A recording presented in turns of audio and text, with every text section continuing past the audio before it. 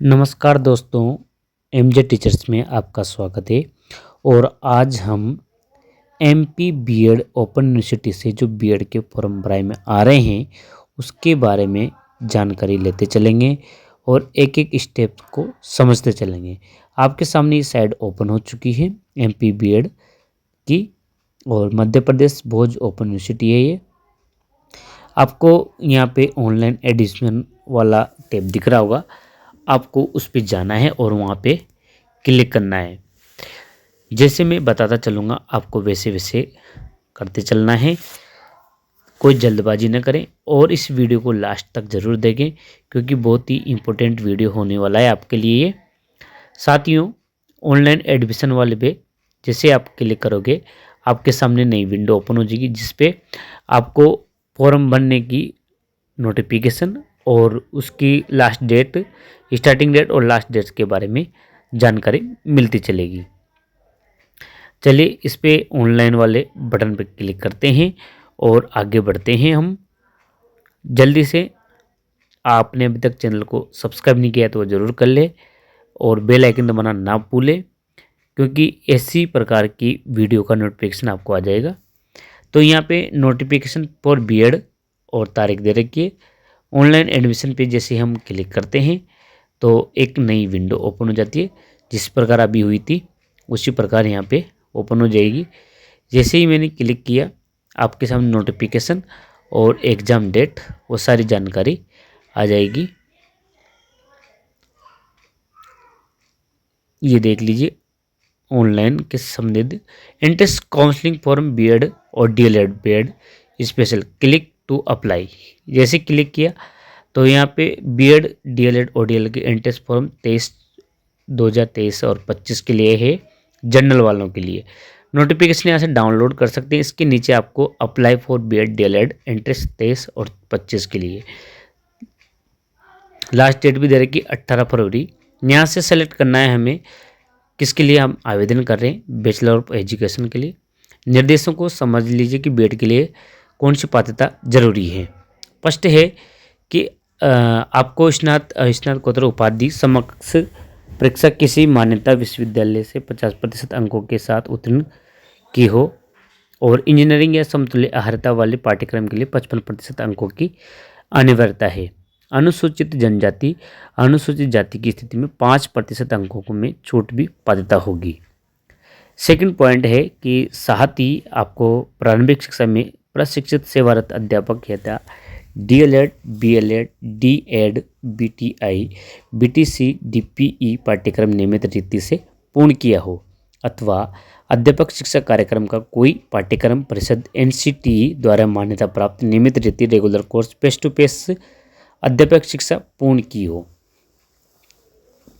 आगे इसका तीसरा पॉइंट भी समझ लेते हैं कि दुरुस्त पद्धति से पूर्ण किए गए कार्यक्रम प्रवेश पात्रता के अंतर्गत किसी भी स्थिति में मान्य नहीं होंगे। मतलब ये पाठ्यक्रम अगर आपने ओपन से कर रखा है तो ये मान्य नहीं होगा, रेगुलर मोड से होना चाहिए। चौथा पॉइंट है कि अनुसूचित जनजाति, अनुसूचित जाति वर्ग के आवेदकों के लिए अंकों में छूट तथा स्थान आरक्षण राज्य सरकार के नियमानुसार लागू होगा। पांचवा है कि पिछड़ा वर्ग और आर्थिक रूप से कमजोर उपवर्ग के स्थान आरक्षण राज्य सरकार के नियमानुसार लागू होंगे। परीक्षार्थी अपनी पात्रता पूर्ण रूप से सुनिश्चित कर ले। वे प्री बीएड कार्यक्रम हेतु पात्र है या प्री बीएड परीक्षा आवेदन के साथ किसी भी प्रकार की प्रमाण पत्र या छाया प्रति मूल प्रमाण पत्र संलग्न नहीं करना है। आपको सभी प्रमाण पत्र प्रवेश समीक्षा में परीक्षा में चयनित होने पर सत्यापन की प्रक्रिया के दौरान उपलब्ध कराने होंगे। यदि प्रमाण पत्र गलत पाया जाता है तो उसे प्रवेश से वंचित किया जाएगा। आगे यहाँ पे कि आप चुने गए कोर्स के लिए पात्र हैं तो एस करना है यहाँ पे और उसके बाद सबमिट पे क्लिक कीजिए। अब हम फॉर्म फिल करते हैं। आप यहाँ पे डेमो के रूप में आपको दिखा रहा हूँ। तो यहाँ पे मैंने जो परीक्षा एग्ज़ाम सेंटर है वो इंदौर को चूज किया है। उसके बाद मैं नेम के रूप में मैं डेमो लिख रहा हूँ। तो डेमो का फॉर्म है।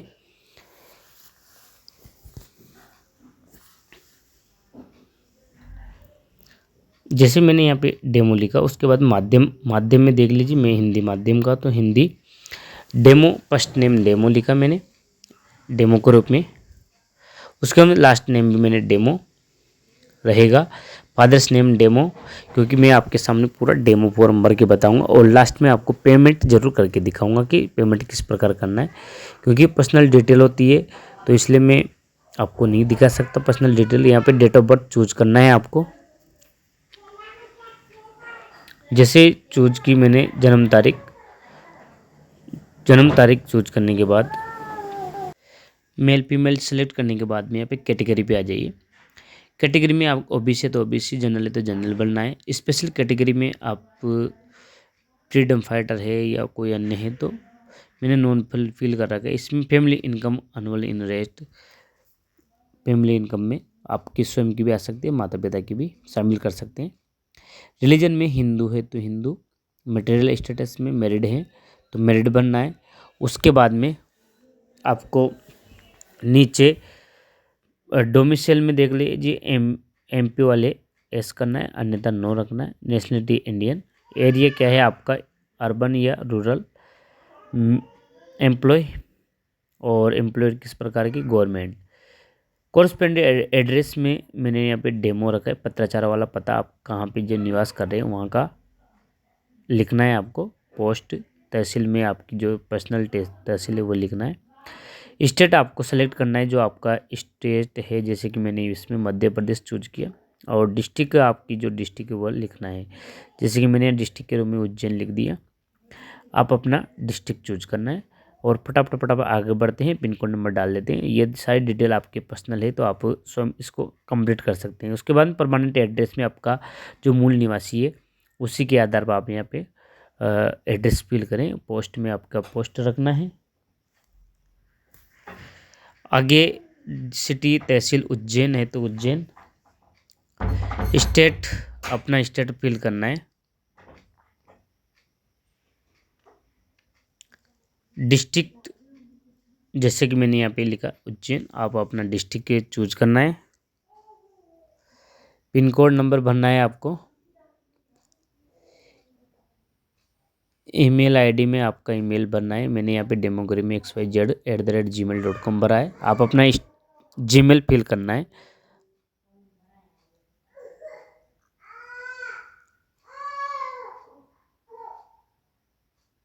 मोबाइल नंबर फिल करना है यहाँ पे।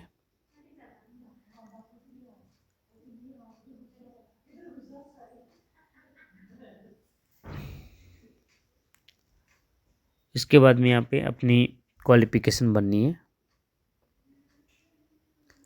जैसे कि यहाँ पे 10th क्लास की, जैसे मैंने आरबीएससी राजस्थान से किए तो वो भरना है। यहाँ पे आरबीएससी राजस्थान भरा है। आप जिस स्टेट से 10th करके आए हैं वो भरना है। और उसके बाद सन प्राप्तांक भरना है, जैसे कि मैंने 434 भरे हैं। और आपने ये कितने में से प्राप्त किए वो उसका फिल करना है। ये थोड़ा सा रिफ्रेश होने में टाइम लेता है, इसलिए आराम से फॉर्म को फिलअप करें। उसके बाद में मैं डिवीज़न सेलेक्ट करता हूँ और उसके बाद 12वीं के, जैसे कि 12वीं मैंने 12वीं यहाँ से आरबीएससी राजस्थान से किए तो वो लिख रहा हूँ मैं राजस्थान। उसके बाद में इसका सन सेलेक्ट करना है आपको और सेलेक्ट करने के बाद में आगे बढ़ते चलेंगे।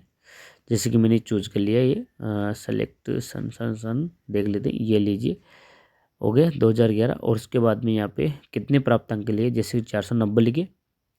इसके बाद में आपने कितने में से प्राप्त किए वो लिखना है यहाँ पे, जैसे कि मैंने लिखे 12वीं के 600 में से, तो मैं अभी यहाँ पे 650 लिख देता हूँ। 650 में से प्राप्त किए। परसेंटेज ऑटोमेटिक आ जाएगी। आपको डिवीजन सेलेक्ट करना है और उसके बाद में अंडर ग्रेजुएट में आपने कहाँ से किए, जैसे कि मैंने यूओके कोटा से किए। राजस्थान से किए तो राजस्थान लिखना है। आगे सन सेलेक्ट करना है कि आपने ग्रेजुएट अंडर ग्रेजुएट कौन से ईयर में किए। 2016 है तो 16। यहाँ पे कितने प्राप्तांक आ गए आप, जैसे कि मैंने 1100 लिख दिए। 1100 ये डेमो के रूप में ही, ये ओरिजिनल नहीं है। टोटल कितनों में से प्राप्त किया आप अपनी मार्कशीट के अनुसार ही फिल करना है, जैसे कि मैंने यहाँ पे 1100 लिख दिए। उसके बाद 1800 ये कुल प्राप्तांक कुल अंक है। परसेंटेज आ जाएगी आपके सामने और डिवीजन सेलेक्ट करना है। उसके बाद पीजी कोर्स आपने कहाँ से किया है वो फिलअप करना है। जैसे कि मैंने यहाँ पे लिखा UOK राजस्थान, यानी कि यूनिवर्सिटी ऑफ कोटा राजस्थान लिखा। सेलेक्ट ईयर चूज किया मैंने, जैसे कि यहाँ पे आपके सामने सेलेक्ट कर लिया 2021। और उसके बाद में यहाँ पे मैंने प्राप्तांक लिखे मैंने 550, और ये कितने में से प्राप्त किए वो लिखे मैंने। रिफ्रेश होता है पेज, तो इसमें चिंता करने वाली बात नहीं है कि आपके डाटा उड़ जाएंगे। तो यहाँ पे रिफ्रेश होते रहना है 900 में से। इसमें ऑटोमेटिक यहाँ पे आगे परसेंटेज आपको केवल परसेंट डिवीजन सेलेक्ट करना है। और जो टीचर वाले हैं, जो रेगुलर टीचर सर्विस में हैं अभी वर्तमान में, तो फर्स्ट वाला ऑप्शन चूज करना है। और जिसने टीचर में नहीं है वो, और आपने कंप्लीट कर रखा है कोर्स, तो वो नीचे वाला ऑप्शन चूज करें। यहाँ पे रेगुलर मोड से कर रखा है, वो भी फेस टू फेस, तो रेगुलर बनना है आपको। जैसे कि राजस्थान में शिक्षा विभाग की परीक्षाएं राजस्थान बीकानेर करवाती है ये कोर्स, तो उसी का नाम यहाँ पे पूरा लिखना है, इंस्टीट्यूट का नाम, बोर्ड का नाम लिखना है हमें। जैसे कि बोर्ड का नाम लिख दिया मैंने, शिक्षा विभाग की परीक्षाएं। थोड़ा टाइम लगेगा तो ज़्यादा दिन नहीं, अभी फटाफट कर लेते हैं। ये लीजिए मैंने अभी टाइप कर दिया राजस्थान बीकानेर, अभी लिख देते हैं। जल्दी से बढ़ते हैं आगे, और इस वीडियो को लास्ट तक ज़रूर देखें, क्योंकि आपके समस्या आ सकती है यदि आपने ध्यान से नहीं भरा तो फॉर्म में, क्योंकि मैंडेटरी जो इसमें पॉइंट होते हैं उनको ज़रूर फिलअप करना है, नहीं तो आपका फॉर्म सबमिट नहीं होगा। इसलिए पूरा ध्यान रखें। और जैसे कि मैंने यहाँ पे परसेंटेज भर रखी है आपके सामने, जैसे 78.90, उसके हम सेलेक्ट कौन से डिवीजन से हुए वो लिखना है। और यहाँ पे सैद्धांतिक विषयों की परसेंटेज जोड़े, ना कि प्रैक्टिकल की। यहाँ पे मैंने वर्किंग स्कूल नेम में केवल GPS लिखा है। आप पूरा एड्रेस लिखें, जैसे कि आपका पूरा स्कूल का पता है, तहसील वगैरह, डिस्ट्रिक्ट और स्टेट जरूर लिखें। यह फीस स्टेटस में देख लीजिए कि यहाँ पे आपको 850 रुपये भुगतान करना होगा। और ऊपर आपके सामने फ़ोटो और सिग्नेचर दे रखें। इसी प्रकार आपको एक बार फ़ोटो सिग्नेचर को कागज़ पे रख के स्कैन कर लेना है, और यहाँ पे फ़ोटो को क्रॉप कर लेना है। यहाँ पे सेलेक्ट करने के बाद में चूज फाइल में यहाँ पे चूज कर लीजिए, मीडिया में से जाके चूज करने के बाद में आपको उसको क्रॉप करना है, जिस साइज में भी आपको क्रॉप करना है। ये सारा काम करने के बाद में सबमिट वाले बटन पे क्लिक करना है। और चालान किस प्रकार से जमा करना है वो आगे देखते हैं हम। ये लीजिए यहाँ पे, ये देखो मैंने सबमिट कर दिया, तो आपके सामने ओरिजिनल फ़ोटो और सिग्नेचर दिख रहे होंगे नीचे। और इसके बाद मैं आपके सामने सबमिट करता हूँ इसको, और चालान जमा करता हूँ। मैंने ये पेटीएम के माध्यम से जमा किया है, तो आप भी कर सकते हैं, नेट बैंकिंग वगैरह वॉलेट से आप भी कर सकते हैं। मैंने यहाँ पे पर्सनल डिटेल को छिपा रखा है, क्योंकि अपनी पर्सनल डिटेल को किसी के सामने दिखाया नहीं जा सकता। चलिए आगे बढ़ते हैं। और आप एक बार ज़रूर अपने फॉर्म को पुनः ज़रूर देख लीजिए, क्योंकि बाय चांस कोई एक आध स्पेलिंग में मिस्टेक हो सकती है, जन्मतिथि पापा मम्मी के नाम में वगैरह, इनके नाम में, तो आपको पूरा फॉर्म दोबारा से पुनः देख लेना है। और उसके बाद आप अनपेड के ही इसकी प्रिंट ले सकते हैं, भुगतान बिना के। उसके बाद आपको पेमेंट जमा करना है।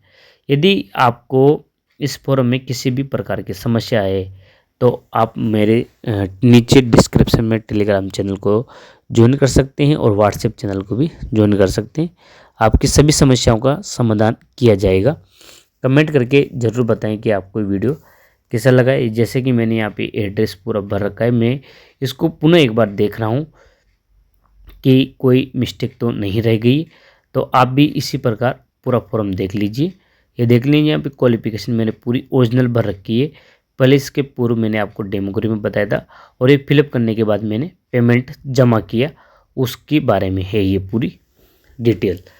तो यहाँ पे पूरी डिटेल आपको मैंने एक बार पूरा चेक किया था, उसके बाद में ही सबमिट किया है। अब मैं आपको सबमिट करके दिखाता हूँ। और ये यहाँ पे प्रिंट वाले बटन पे क्लिक किया मैंने, और यहाँ से मैंने आपके सामने प्रिंट लूँगा और सेव एज कर लूँगा PDF के रूप में। यहाँ पे देख लीजिए मैंने सेलेक्ट कर लिया, और ये प्रिंट वाले पे देखो आपका सामने पूरा फॉर्म फिलअप कर दिया, और इसको प्रिंट ले लिया, तो ये सेव हो गया। उसके बाद में यहाँ पे लिख रहा है कि प्रोसीड टू पेमेंट पे जाना है, और प्रोसीड टू पेमेंट करते ही आपके पास से पेमेंट से रिलेटेड विंडो ओपन हो जाएगी। तो आपको उस पर जाना है और पेमेंट जमा करना है। यदि आपने प्रिंट नहीं ली, तो आपके पास ईमेल जो रिसिप्ट है एप्लीकेशन आईडी वो गायब हो सकती है। मान लो बीच में नेट ख़त्म हो गया तो आप कैसे करोगे, निकालोगे इसको, पुनः प्रिंट कैसे लोगे। तो यूपीआई माध्यम से मैंने पेटीएम किया है। यहाँ पे पेटीएम को चूज किया है मैंने और स्कैन करके पेमेंट जमा किया। आप नेट बैंकिंग से, डेबिट कार्ड से या वॉलेट से भी जमा कर सकते हैं। जैसे कि मैंने पेटीएम सेलेक्ट किया और पेटीएम से मैंने ये यहाँ पे एप्लीकेशन नंबर आते हैं तो इसलिए मैंने हाइड कर रखा है यहाँ पे। और सबमिट करते ही ये देख लीजिए, please do not refresh page. तो पूरा नेट का ध्यान रखें कि आपको नेट डिस्कनेक्ट नहीं होना चाहिए। ये क्यूआर कोड स्कैन करने के बाद ये 850 रुपये का चालान कटा, इसके साथ एक्स्ट्रा 10 रुपये और लगे थे मेरे। तो इस प्रकार पूरा चालान जमा हो गया और यहाँ पे नीचे आपको सामने ट्रांजैक्शन आईडी वगैरह लिखी हुई आ जाएगी और पेमेंट सबमिट ऑनलाइन दिखा देगा नेट बैंकिंग के द्वारा। तो ये था पूरा फॉर्म की प्रोसेज और आपके सामने ये पूरा फॉर्म भी दिखाऊंगा मैं कि कैसा फॉर्म होता है। ये देख लीजिए, आपके सामने पूरा फॉर्म फिलअप कर दिया है मैंने। तो ये थी हमारी आज की वीडियो, आपको कैसी लगी है ज़रूर कमेंट करके बताएं और एक बार चैनल को ज़रूर सब्सक्राइब कर लें क्योंकि ये पूरा प्रोसेस बनाने में बहुत वक्त निकाला है आपके लिए। ये थी हमारी application form for BEd ODL और DElEd ODL entrance test session 2023 के लिए। तो आपको वीडियो कैसा लगा ज़रूर बताएं। Thank you for watching. फिर मिलते हैं ऐसी नई वीडियो के साथ।